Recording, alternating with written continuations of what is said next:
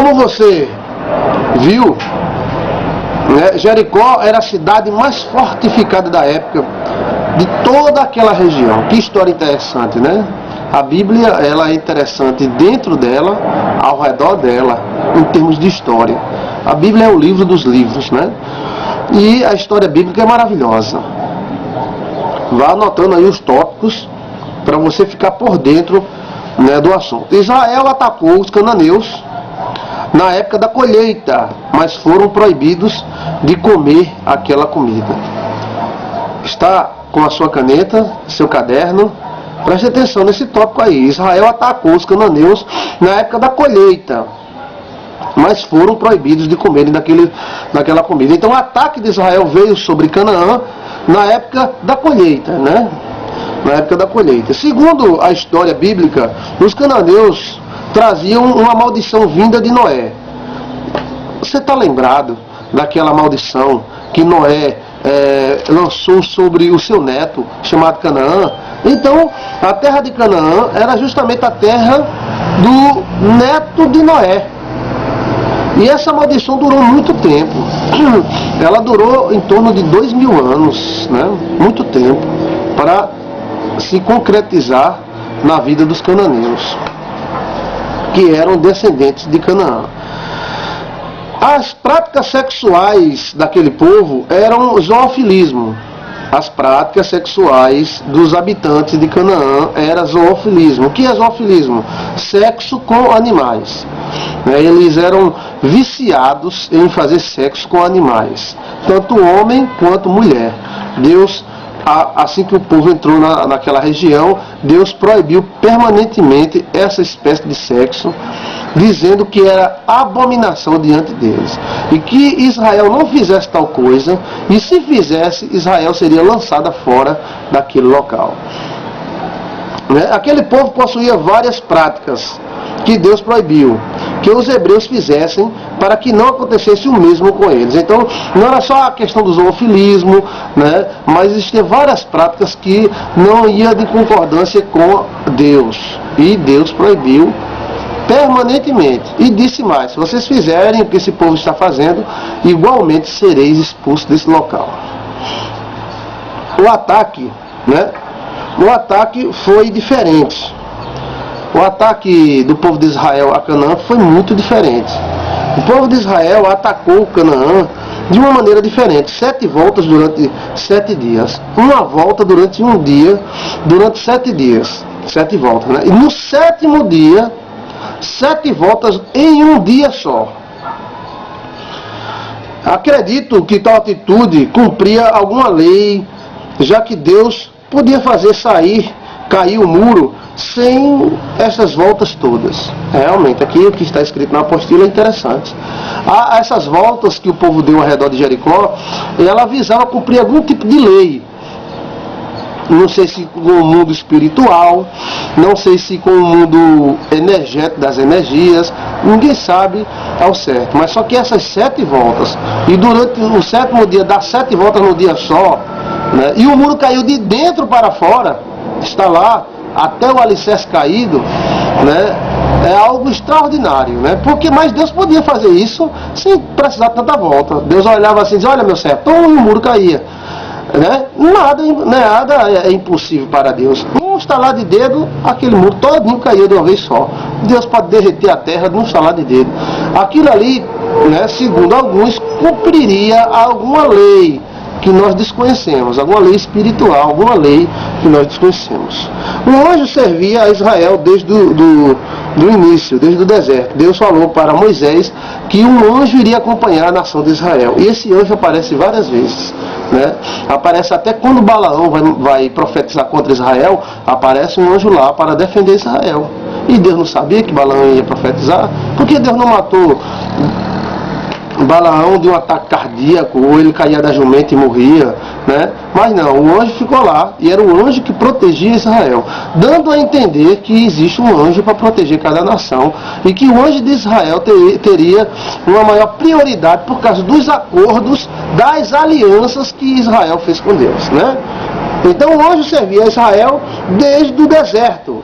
Desde o deserto o anjo acompanhava Israel né? E pessoalmente eu acredito nisso. Pessoalmente eu acredito que cada nação desse mundo tem um anjo observando. Esse anjo ele age como juiz, como ajudador. Tem hora que ele age, né, como interventor, ele intervém. Tem hora que ele fica só assistindo. Depois da volta, o relato bíblico mostra que os muros caíram e Israel entrou em combate. Então, depois das sete voltas durante 7 dias, e no 7º dia, das 7 voltas num dia só, eles tocaram a trombeta e a trombeta caiu, né? Aí há especulações, não, porque o lugar era de calcário, o barulho da trombeta estremeceu o chão e o chão cedeu. Mas são especulações, né, que você deve saber que existe, mas eu acredito que é muito improvável. Nós temos um barulho na cidade, né, cidade grande, toda cidade grande, você chegando de madrugada, você escuta aquele barulho de madrugada, imagina de dia. E esse barulho não derruba prédio nenhum, esse barulho não faz nada, não cede terra nem nada. Então, o que aconteceu ali foi algo muito grande. Depois da volta, o relato bíblico mostra que os muros caíram. Raabe, a meretriz cananita, que ela era galega, dos olhos azuis, loura dos olhos azuis, é poupada. Como eu falei, a cor dos filisteus, dos cananeus, né? Possivelmente, eu não tenho aqui uma foto de Raabe. Olha aqui, essa aqui é Raabe. E Raabe é uma gata, muito bonita. Não, eu estou falando a questão racial dela. Mas essa Raabe, a meretriz, ela entrou na genealogia de Jesus Cristo, dando a entender que foi a única mulher que foi colocada e citada pelo Novo Testamento, mostrando que dá a entender que Jesus Cristo puxava a essa geração, como Davi também puxou geneticamente a aparência dessa geração. Raabe entrou na genealogia de Jesus. Jericó é amaldiçoada e seus muros proibidos de serem levantados e reconstruídos. Houve uma tentativa de reconstruir Jericó. E o rei que tentou reconstruir Jericó, quando ele começou, o primeiro filho dele morreu. E quando ele colocou uma porta no lado do muro, o outro morreu, então ele parou. Então por isso que existe a Jericó Velha e a Jericó Nova. A Jericó Velha é amaldiçoada e as pessoas dizem que é a maldição. É como se a maldição tivesse ficado naquele local e eles temem construir naquele local, né? Jericó é sitiada, destruída e toda a sua estrutura rui e o seu povo é vencido. Depois Israel investe em cidades pequenas, né, cidades do interior como Ai, né? Por causa do pecado de Acã, estamos seguindo a história, né? Por causa do pecado de Acã, que é apontado pela Bíblia, Israel perde para a cidade pequenina de Ai. Aí entra em ação o Turim e o Purim. A sorte é medida e verificada. O sacerdote tinha o Purim e o Turim. Nós não sabemos o que é Turim e Purim, não.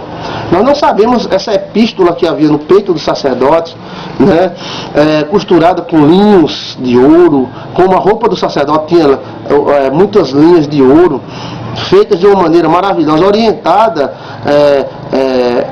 pela voz no meio dos querubins, pela voz de Deus. Nós não sabemos o que é. É como o padre, não tem aquela epístola que o padre bota, né? Seria mais ou menos aquilo, é mais ou menos a ideia que nós temos disso.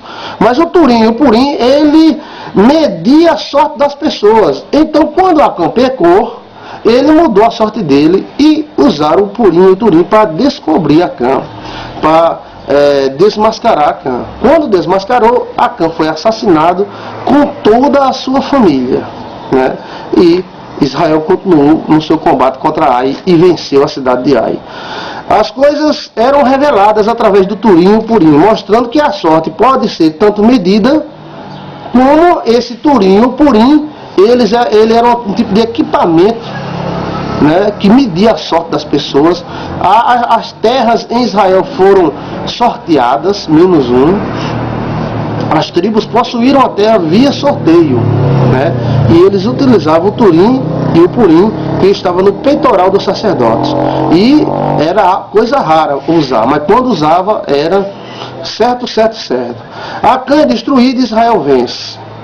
Estas batalhas fazem parte do pacto de Deus com Israel, lutar contra seus inimigos. Então, existiu um pacto político e religioso feito entre Deus e Israel. Eu serei amigo dos teus amigos e serei inimigo dos teus inimigos. Então esse pacto firmado entre Israel e o Senhor lhe deu muita vantagem na vida. Era um pacto para aquela época, para aquele povo, necessário para aquela situação, né? Com muitas guerras, Israel tomou posse das terras dos cananeus. Ou seja, ele foi vencendo de um a um os povos daquela região. Vamos continuar nesse assunto sobre história